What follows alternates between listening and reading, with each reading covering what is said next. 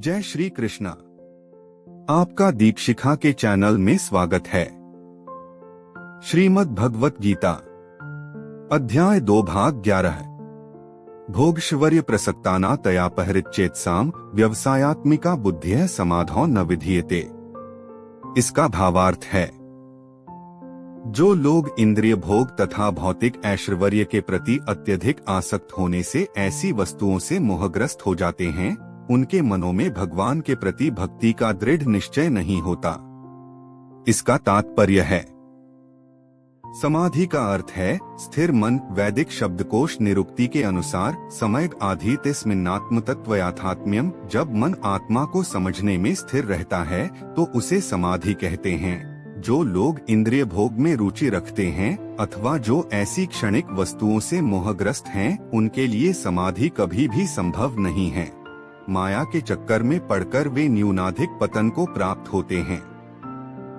त्रैगुण्य विषया वेदा निस्त्रैगुण्यो भवार्जुन। निर्द्वंद्वो नित्य सत्वस्थो निर्योगक्षेम आत्मवान। इसका भावार्थ है, वेदों में मुख्यतया प्रकृति के तीनों गुणों का वर्णन हुआ है।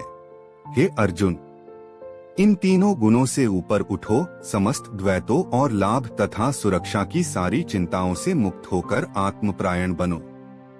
इसका तात्पर्य है, सारे भौतिक कार्यों में प्रकृति के तीनों गुणों की क्रियाएं तथा प्रतिक्रियाएं निहित होती हैं।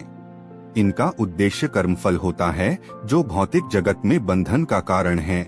वेदों में मुख्यतया सकाम कर्मों का वर्णन है, जिससे सामान्य जन क्रमशः इंद्रिय तृप्ति के क्षेत्र से उठकर आध्यात्मिक धरातल तक पहुंच सकें।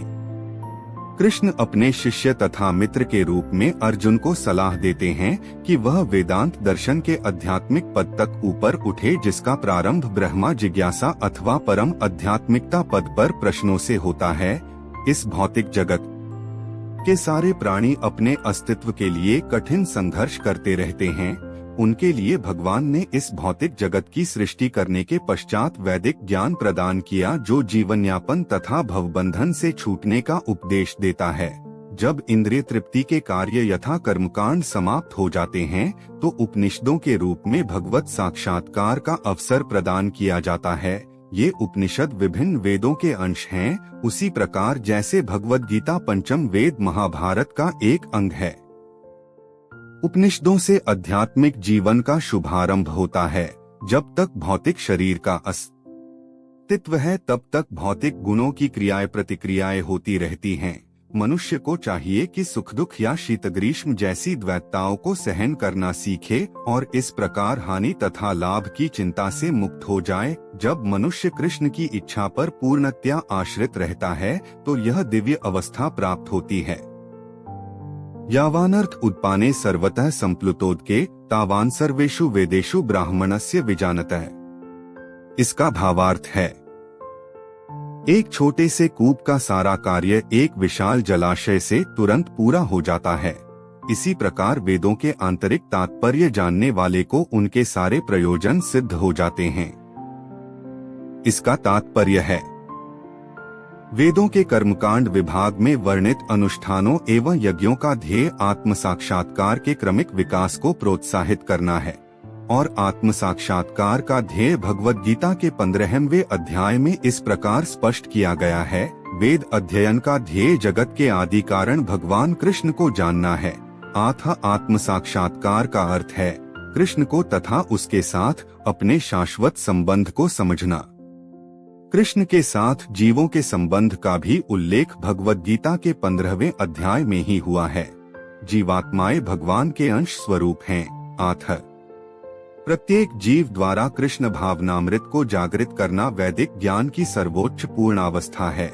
श्रीमद्भागवत में इसकी पुष्टि इस प्रकार हुई है, अहो बात श्वप्चोतो गरियान यज्वाग्रे वर्तते नाम तुभ्यम ते पुस्तपस्ते जुहुवः सस्नुरार्या ब्रह्मानुचूर नाम गृणन्ति ये ते। हे प्रभो, आपके पवित्र नाम का जाप करने वाला भले ही चांडाल जैसे निम्न परिवार में क्यों न उत्पन्न हुआ हो, किंतु वह आत्म साक्षात्कार के सर्वोच्च पद पर स्थित होता है। ऐसा व्यक्ति अवश्य ही वैदिक अनुष्ठानों के अनुसार सारी तपस्याएं संपन्न किए होता है और अनेकानेक बार तीर्थ स्थानों में स्नान करके वेदों का अध्ययन किए होता है। ऐसा व्यक्ति आर्य कुल में सर्वश्रेष्ठ माना जाता है। आत्म मनुष्य को इतना बुद्धिमान तो होना ही चाहिए कि केवल अनुष्ठानों के प्रति आसक्त न रहकर वेदों के उद्देश्य को समझे और अधिकाधिक इंद्रिय तृप्ति के लिए ही स्वर्गलोक जाने की कामना न करे। इस युग में सामान्य व्यक्ति के लिए न तो वैदिक अनुष्ठानों के समस्त विधि विधानों का पालन करना संभव है और न सारे वेदांत तथा उपनिषदों का सर्वांग अध्ययन कर पाना सहज है। वेदों के उद्देश्य को संपन्न करने के लिए प्रचुर समय, शक्ति, ज्ञान तथा साधन की आवश्यकता होती है। इस युग में ऐसा कर पाना संभव नहीं है, किंतु वैदिक संस्कृति का परम लक्ष्य भगवन नाम कीर्तन द्वारा प्राप्त हो जाता है, जिसकी संस्तुति पतितात्माओं के उद्धारक भगवान चैतन्य द्वारा हुई है। जब चैतन्य से महान वैदिक पंडित प्रकाशानंद सरस्वती ने पूछा कि आप वेदांत दर्शन का अध्ययन न करके एक भावुक की भांति पवित्र नाम का कीर्तन क्यों करते हैं, तो उन्होंने उत्तर दिया कि मेरे गुरु ने मुझे बड़ा मूर्ख समझकर भगवान कृष्ण के नाम का कीर्तन करने की आज्ञा दी। उन्होंने ऐसा ही किया और वे पागल की भांति भावोन्मुक्त हो गए। इस कलयुग में अधिकांश जनता मूर्ख है और वेदांत दर्शन समझ पाने के लिए पर्याप्त शिक्षित नहीं है। वेदांत दर्शन के परम उद्देश्य की पूर्ति भगवान के पवित्र नाम का कीर्तन करने से हो जाती है। वेदांत वैदिक ज्ञान की पराकाष्ठा है और वेदांत दर्शन के प्रणेता तथा ज्ञाता भगवान कृष्ण हैं। सबसे बड़ा वेदांती तो वह महात्मा है जो भगवान के पवित्र नाम का जाप करने में आनंद लेता है। संपूर्ण वैदिक रहस्यवाद का यही चरम उद्देश्य है।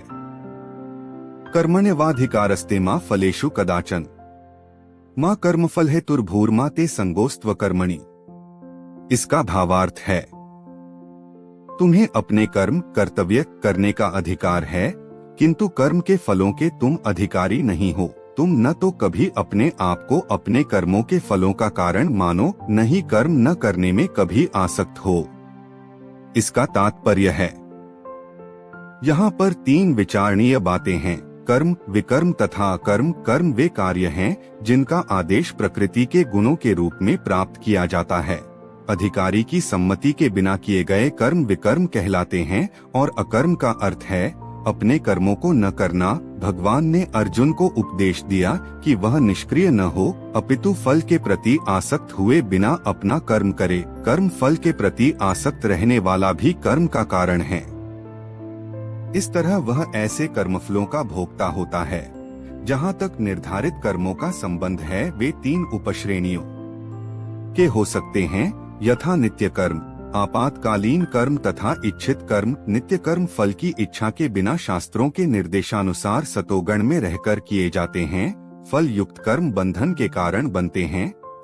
ऐसे कर्म अशुभ हैं। हर व्यक्ति को अपने कर्म पर अधिकार है, किंतु उसे फल से अनासक्त होकर कर्म करना चाहिए। ऐसे निष्काम कर्म निस्संदेह मुक्ति पथ की ओर ले जाने वाले हैं।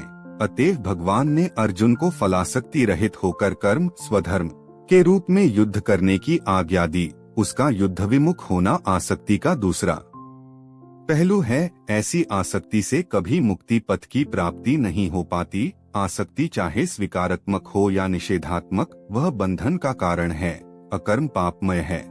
कर्तव्य के रूप में युद्ध करना ही अर्जुन के लिए मुक्ति का एकमात्र कल्याणकारी मार्ग था। गीता का अगला अध्याय सुनने के लिए चैनल को लाइक, शेयर और सब्सक्राइब जरूर करें। धन्यवाद।